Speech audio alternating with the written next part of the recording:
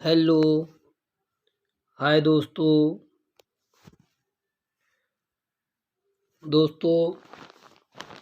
आज की हमारी सीडीपी की 10th यानी कि 10वीं क्लास है। हम सीटेट के पिछले बारी में या पिछले प्रीवियस ईयर के पेपर के क्वेश्चन सॉल्व कराते हैं।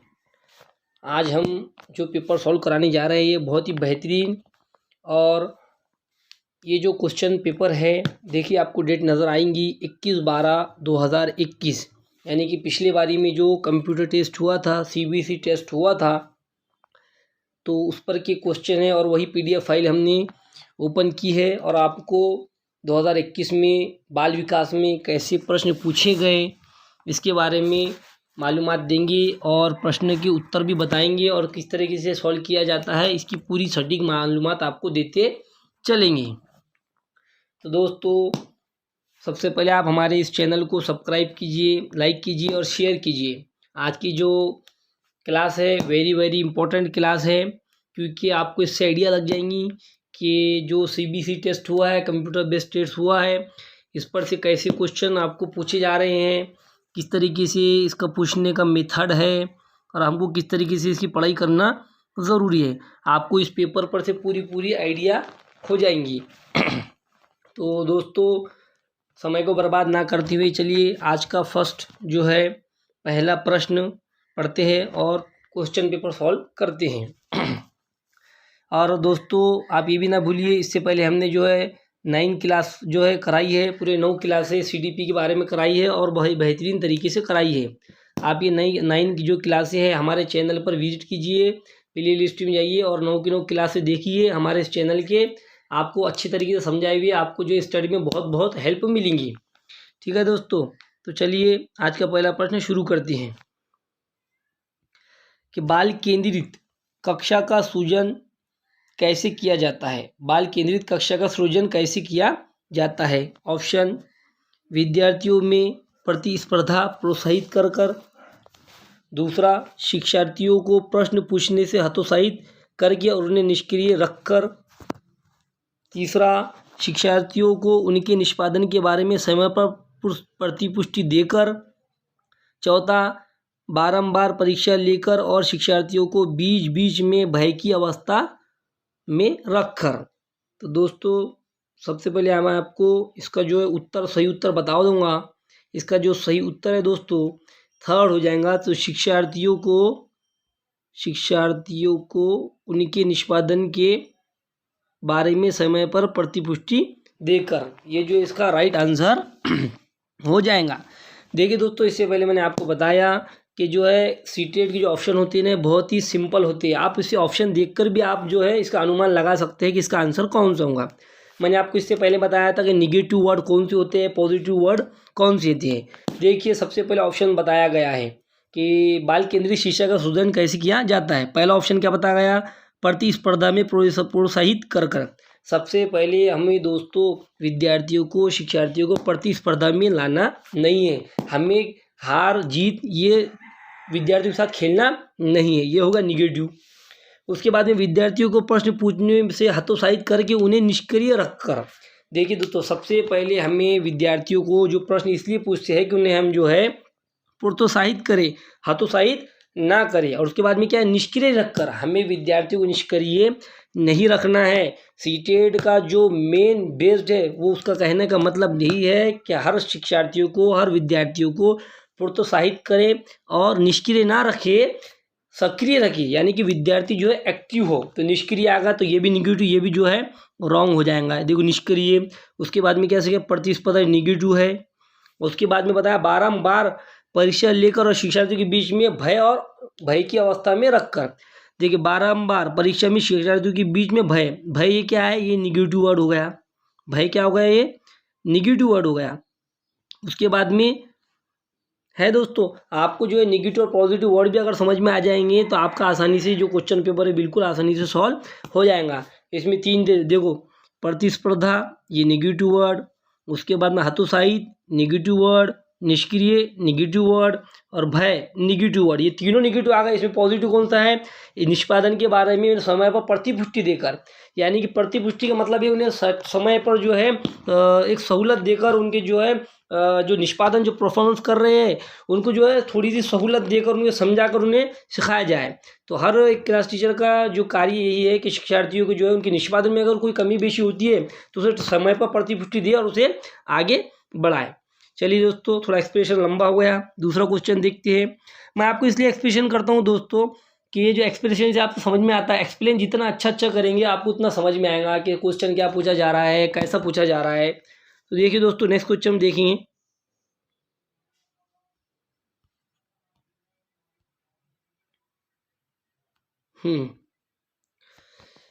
रमनीत की कक्षा में एक दृष्टिबाधित छात्र है। वे समावेशित कक्षा में इस संदर्भ में उसे क्या निषेधात्मक समायोजन करने की चाहिए? देखिए दोस्तों, क्या बताया गया है इसमें कि रमनीत की कक्षा में एक दृष्टिबाधित छात्र है, यानी कि दृष्टिबाधित यानी वो आंखों से देख नहीं सकता। एक समावेशी कक्षा में इस संदर्भ में उसे क्या निर्देशात्मक समायोजन करने चाहिए? देखिए, सबसे पहले तो ये क्वेश्चन है, इसमें बहुत डीप की गहराई है।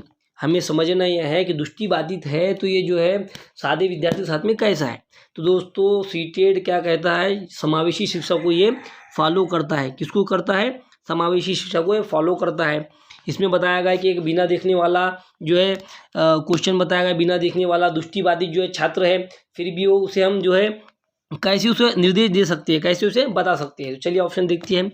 मुद्रित पुस्तकें उपलब्ध करा के, उसमें बताया गया कि जो मुद्रित पुस्तकें उपलब्ध कराया जाए।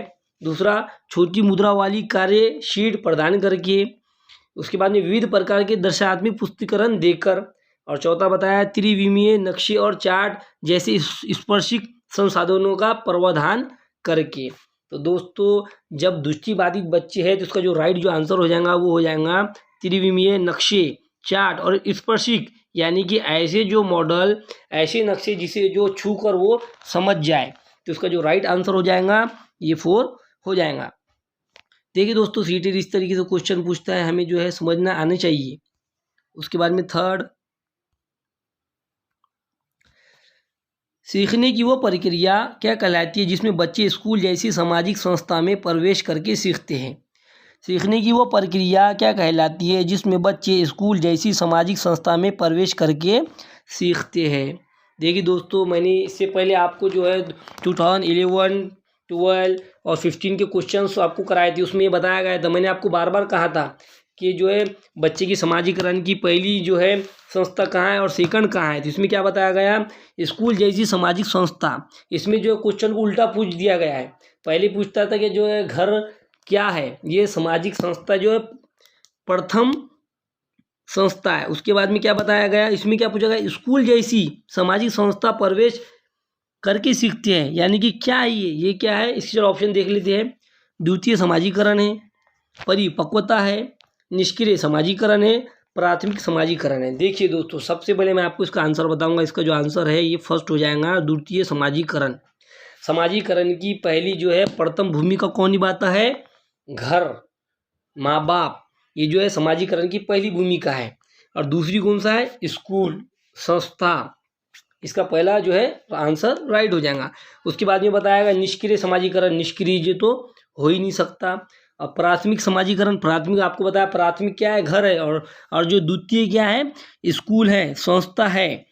ठीक है दोस्तों, देखिए इस तरीके से क्वेश्चन पूछता है। हम जो प्रैक्टिस करते हैं किताबों से वो बहुत आसान ईजी रहती है, लेकिन जो है ना एग्जाम में घुमा फिरा कर पूछा जाता है। हमें जो है इस तरीके से स्टडी करना है, कितनी भी डीप नॉलेज को समझना है। देखिए दोस्तों, इसमें क्वेश्चन देखते हैं हम फोर्थ। शिक्षिका के अपने विद्यार्थी से अपेक्षाएं हैं, यानी कि एक शिक्षिका है उसे जो अपने विद्यार्थी है उससे क्या अपेक्षा रखनी चाहिए, ऐसा कहना चाहता है। वो विद्यार्थियों के अधिगम में कोई सहसंबंध नहीं है, बच्चों के अधिगम के लिए एकमात्र निर्धारक है, उनके अधिगम पर महत्वपूर्ण प्रभाव डालती है, विद्यार्थियों के अधिगम और उनकी स्वयं की क्षमता पर किसी प्रकार का प्रभाव नहीं डालती। देखिए दोस्तों, इसका जो आंसर हो जाएगा ये हो जाएगा उनके अधिगम पर महत्वपूर्ण प्रभाव डालती है। मैंने आपको इससे पहले बताया, आपको जो नेगेटिव पॉजिटिव वर्ड देखकर आप समझ सकते हैं। कुछ दोस्तों का कहना का आ रहा होगा कि सर पिछली बार पहले पूछा जाता था नेगेटिव पॉजिटिव वर्ड, लेकिन दोस्तों कुछ वर्ड ऐसे हैं कि कंप्यूटर बेस्ड नहीं हुआ, ज़िंदगी में कभी भी लाइफ में कैसे भी क्वेश्चन ले और कोई भी जो ले CBSE ले कि NTB ले, लेकिन ये जो वर्ड है ना, ये वर्ड उनको डालना ही पड़ेगा, इसके सिवाय जुमला बनेगा ही नहीं। जैसा कि देखिए कोई संबंध सही नहीं है।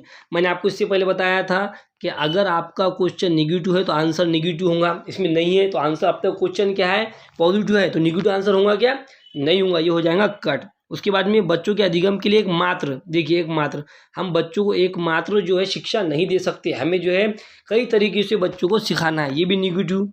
उसके बाद में देखिए ये पॉजिटिव था, इसमें महत्वपूर्ण प्रभाव डालती है, ठीक है। उसके बाद विद्यार्थियों के अधिगम और उनके स्वयं की क्षमता पर किसी प्रकार का प्रभाव नहीं डालती। यहाँ क्या आया, किसी किस्म का प्रभाव, किसी प्रकार का प्रभाव नहीं डालती। तो दोस्तों जब किसी किस्म का प्रभाव नहीं डाल रही तो हमारा काम क्या है, हम जो है टीचर है, एज ए टीचर है, हमें बच्चों को जो है अच्छा जो है सक्रिय रखकर जो अच्छा उन पर प्रभाव डालना है। इस पर क्या बताया गया है, प्रभाव नहीं डालती, ये जो है बिल्कुल गलत हो जाएगा। समझ में आ रहा है दोस्तों? समझ में आए तो दोस्तों ज़रूर बताइए, कमेंट कीजिए कि सर आप कैसा समझा रहे हैं, कोई इसमें गलती हो रही तो मुझे बताइए, मैं मेरी गलती को दुरुस्त करूँगा। इस तरीके से दोस्तों ये क्वेश्चन पेपर सॉल्व करते हैं। देखिए मैं आपको जो है फुल एक्सप्लेन करके चलूँगा, क्वेश्चन कम होंगे लेकिन आपके जो है समझ में अच्छे से आएगा, क्योंकि ये पिछले बारी में 2021 का पेपर है। हाँ, 5वां क्वेश्चन देखिए, इसमें क्या बताया गया, निम्नलिखित कथनों में से कौन सा कथन बच्चों की त्रुटियों को समझने के लिए सही नहीं है। बच्चों की जो त्रुटि है उसको समझने के लिए सही नहीं है। देखिए 4 कथन दिए गए हैं, हमें इसमें समझना है कि कौन सा सही नहीं है। पहला, शिक्षकों को छात्रों के अवधारणात्मक समझ से अवगत कराता है। दूसरा, ये बच्चों की सोच में अंतर्दृष्टि प्रदान करता है। तीसरा, ये कक्षा में छात्रों को ग्रेड और पदों के निर्धारित करने में मदद करता है। और चौथा, शिक्षण अधिगम प्रक्रिया में त्रुटि को समझ सार्थक है क्योंकि ये अधिगम प्रक्रिया का सहज हिस्सा है। ये देखिए दोस्तों, सबसे पहले इसका जो राइट आंसर हो जाएगा वो हो जाएगा थर्ड, ये कक्षा में छात्रों के ग्रेड और पदों को निर्धारित करने में मदद करता है। देखिए ये मेरे कोई क्वेश्चन दोस्तों दिलकर नहीं है, ये मैंने कुछ बनाया नहीं है, ये आपका पेपर में पूछा गया 2021 के क्वेश्चन है CDP के। मैंने आपको बताया कि हमें आसानी से हम ऑप्शन देखकर समझ जाते हैं, और मैंने आपको ये भी बताया आपका अगर प्रश्न निगेटिव है तो आंसर भी निगेटिव हो जाएगा। देखिए प्रश्न निगेटिव था तो आंसर क्या आया, कक्षा में छात्रों को ग्रेड और पदों को निर्धारित करने में मदद करता है। देखिए सबसे पहले हम जो शिक्षा देते हैं दोस्तों, तो हम जो है अपने विद्यार्थियों को ग्रेड देने के लिए नहीं देते, ना उन्हें वो निर्धारित किया जाता है। हमें ग्रेड और निर्धारित निगेटिव जो है वर्ड है, निगेटिव शब्द है, उसमें बताया गया है कि समझ के लिए सही नहीं है, नहीं बोला तो निगेटिव। अब ऑप्शन देखिए, शिक्षा जो त्रुटियां है बच्चों के, ये बहुत बड़ा टॉपिक है, हर साल क्वेश्चन एक ना एक पूछा जाता है कि बच्चों की त्रुटियां क्या है। तो इसमें 3 जो है ना पॉजिटिव है, आपके आगे कॉन्सेप्ट क्लियर करने के लिए समझ में आएगा कि शिक्षक को छात्रों की अवधारणात्मक समझ से अवगत कराता है, यानी कि बच्चों की जो अवधारणा है, जो कंटेंट पर जो ये रहता है वो उनके समझ में आ जाएगा। बाद में ये बच्चों की सोच में अंतर्दृष्टि प्रदान करता है, यानी कि बच्चों को सोचने पर जो है मजबूर करता है और बच्चों को एक सही रास्ता दिखाता है। और चौथा है, शिक्षण अधिगम प्रक्रिया में त्रुटि को समझ सार्थक है क्योंकि ये अधिगम प्रक्रिया का सहज हिस्सा है। क्या है, ये अधिगम प्रक्रिया का सहज हिस्सा है। जितना ज़्यादा हम जो है बच्चे गलती करेंगे उनको जो समझ प्रदान होंगी और वो जाकर आगे जाकर सीखेंगे। मैंने आपको इससे पिछली वीडियो में बताया था कि जो बच्चा साइकिल चलाना सीखता है तो धीरे धीरे गिरता है, बहुत मरतबा गिरता है, गलतियां करता है, लेकिन आखिर में वो सीख जाता है। तो दोस्तों इसका जो आंसर वो था थर्ड था। दोस्तों आपको समझ में आ रहा है, बताइए, कोई खामी तो नहीं है हमारे समझाने में? मैं आपको फुल डिटेल लेकर चलूँगा। छठा क्वेश्चन, अनुपमा अपनी कक्षा में विज्ञान पढ़ाते हुए गणित के संप्रक्रियाओं के साथ संबंध बनाती है। इस प्रकार की शिक्षा छात्र क्या है?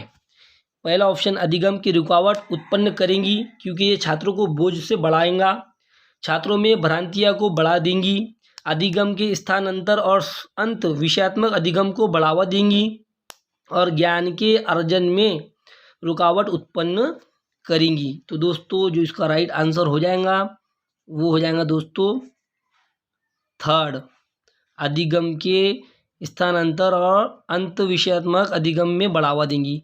यानी कि इसमें बताया गया है कि अनुपमा जो है एक अपनी कक्षा में, यानी कि टीचर है वो उसके कक्षा में जो विज्ञान और उसके साथ में गणित यानी कि साइंस और मैथ पढ़ा रही है। इससे क्या होगा, इस पर जो है बच्चों पर असर क्या पड़ेगा। तो ऑप्शन दिए गए हैं कि रुकावट उत्पन्न करेंगी। नहीं दोस्तों, रुकावट उत्पन्न नहीं कर सकती, बोझ नहीं पड़ सकता। उसमें छात्रों को भ्रांतियाँ भी डालेंगी। नहीं दोस्तों, ज्ञान के अर्जन में रुकावट करेंगी। नहीं, ऐसा भी नहीं हो सकता। वो तो अच्छी बात है दोस्तों, क्योंकि वो जो विज्ञान पढ़ाने के साथ साथ में जो मैथ के जो कॉन्सेप्ट क्लियर करते जा रही है, तो बच्चों को जो क्या होगा, इससे एक दूसरे में दूसरे विषयों को समझने में जो है उनको सहायता मिलेंगी और वो अच्छी तरीके से सीखेंगे। देखिए 7 प्रश्न, निम्नलिखित में से सामान्य बुद्धि के विचार को नकारा है और बुद्धि के अनेक विशिष्ट संसाधन सक्रियाओं के पदों के रूप में परिभाषित किया है। देखिए दोस्तों, इसमें बताया गया है, हमें जो है ना प्रश्नों को अच्छे से समझना है। बच्चे क्या कहते हैं, रट्टे, हमें रट्टू टोता नहीं बनना है, हमें समझना है। इसमें क्या बताया गया कि सामान्य बुद्धि के विचारों को नकारा है, यानी कि ऐसे कौन से मनोविज्ञान है जिसने जो है सामान्य बुद्धि को नकारा है। और ऐसी बुद्धि बताइए अनेक विशिष्ट बुद्धि, यानी कि अब इस पर से हम समझ सकते हैं, इसमें जो है 4 मनोविज्ञान के नाम बताए गए हैं। किसने अनेक बुद्धि के बारे में बताया है। पहले अल्फ्रेड बिने, दूसरा हार्वर्ड गार्डनर, तीसरा थियोडोर साइमन, चौथा चार्ल्स स्पीयरमैन। तो दोस्तों इसका जो राइट आंसर हो जाएगा हार्वर्ड गार्डनर। मैंने आपको बताया था कि बहुबुद्धि का सिद्धांत, ये जो है ना बहुबुद्धि के सिद्धांत से जो प्रश्न बना है कि बहुबुद्धि का सिद्धांत किसने दिया। बहुबुद्धि का सिद्धांत हार्वर्ड गार्डनर ने दिया। इनका कहना था कि बुद्धि जो है एक समुच्चय, यानी कि हर इंसान में अलग अलग बुद्धि है। उन्होंने बताया था कि शारीरिक बुद्धि अलग है, भाषाई बुद्धि अलग है, और हर इंसान में अलग अलग बुद्धि है। तो हार्वर्ड गार्डनर का जो बुद्धि का सिद्धांत था वो बहुबुद्धि का सिद्धांत था। क्वेश्चन में क्या है, इसके कॉन्सेप्ट पूछा है कि एक बुद्धि छोड़कर कई बुद्धि किसने बताया है, तो हार्वर्ड गार्डनर ने बताया है। आपको ध्यान में रखना है।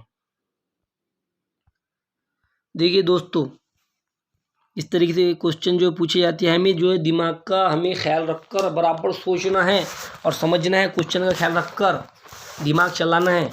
8वां क्वेश्चन देखिए, प्याजे के अनुसार कौन सा संप्रदाय कार्य रूप सूचना को संगठित और प्रतिपादित करता है। पहला अग्रिम संगठन, व्याख्यात्मक प्रतिशतन, असंवेदी मुद्रक और स्कीमा। तो दोस्तों जो इसका राइट आंसर हो जाएगा चौथा हो जाएगा स्कीमा। सबसे पहले तो हमें समझना है स्कीमा वर्ड, उसके बाद में प्याजे का नाम जब भी आ जाए आपको जो स्कीमा नज़र आ जाए ऑप्शन में, तो जो प्याजे जो स्कीमा से रिलेटेड है, समायोजन आ जाए, आत्मस्वीकरण आ जाए, ये जो है प्याजे के शब्द है। कुछ शब्द देखकर भी हम जो है मनोवैज्ञानिक का पता लगा सकते हैं कि किसकी थ्योरी है करके। चलिए दोस्तों आगे देखते हैं। 9th क्वेश्चन है, ये जानकारी किस स्मृति में संगठित होती है। देखिए 3 आपको जो है लाइन दी गई है, उसके बाद में आपको सोचना है। बाइक की सवारी करने की प्रक्रिया, किसकी, बाइक की सवारी करने की प्रक्रिया, धुले कपड़ों को तरह करने की प्रक्रिया, 7 वर्ष की उम्र में एक पेड़ पर चढ़ने की प्रक्रिया। 3 अपने को लाइन दी गई है, 3 कार्य बताया गया और सोचा गया है कि बताओ कि भाई ये कौन सा बच्चा कर सकता है। देखिए अल्प अवधि स्मृति, कार्यकारी, दीर्घ अवधि स्मृति और संवेदिक। तो दोस्तों जो इसका राइट आंसर हो जाएगा वो हो जाएगा 3rd दीर्घ अवधि स्मृति। दीर्घ अवधि स्मृति। ऐसी भी जो है हमें क्वेश्चन आते हैं, हमें हमारा पूरा ख्याल करना है और अच्छे से समझकर जवाब देना है।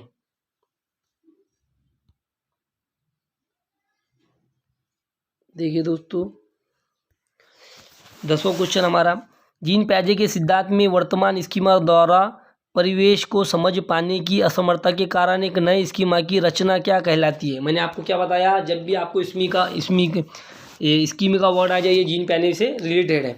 इसमें बताया गया है कि जब बच्चा कोई जानकारी ले रहा है, हमें क्वेश्चन को झट से समझने, हमारे जो दिमाग के लाइट चलने चाहिए कि क्वेश्चन क्या पूछना चाह रहा है। इसमें पूछा गया है कि जीन प्याजे के सिद्धांत की वर्तमान स्कीमा में परिवेश की समझ पाने की असमर्थता के कारण नए स्कीमा की रचना क्या कहलाती है। यानी कि कोई हम जानकारी ले रहे हैं तो वो क्या कहलाएंगी, समायोजन कहलाएंगी, आत्मसातीकरण कहलाएंगी, संगठन कहलाएंगी या अनुकूलन। तो दोस्तों जो इसका राइट आंसर हो जाएगा वो हो जाएगा 1st समायोजन।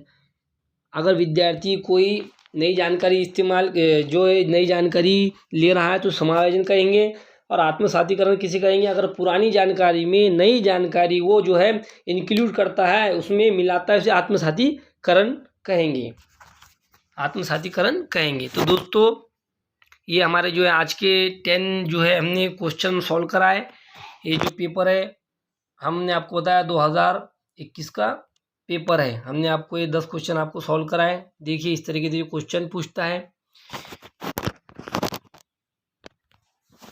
तो दोस्तों हम आगे भी बचे हुए जो क्वेश्चन हैं आपको आगे सॉल्व कराएंगे। हमने अभी 10 क्वेश्चन कराए हैं और इसके बाद में आगे और 20 क्वेश्चन बाकी है, कि CDP का जो सेट है वो 30 क्वेश्चन का आता है।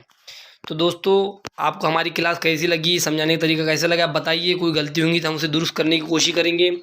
लेकिन ख़ास तौर से दोस्तों किसी को समझो कोई अच्छी राह बताना एक सवाब का पुण्य काम है। आप जो हमारी क्लास को शेयर कीजिए ग्रुपों में सीटेड के, और हमारे चैनल को जो है सीटेड इन्फॉर्मेशन विद नवाब इसे सब्सक्राइब ज़रूर कीजिए, लाइक कीजिए और शेयर कीजिए, और सीटेड के ग्रुप में जो है दूसरे स्टूडेंट तक इसे ज़रूर पहुंचाइए। ठीक है दोस्तों, और हमारे को जो है आगे आपको जो क्लासें बनाई जाएंगी, जो है आगे अपलोड की जाएंगी, वो आपको जो है उपलब्ध हो जाएंगी। जो है सब्सक्राइब के बटन को दबाना ना भूलिए। ठीक है दोस्तों।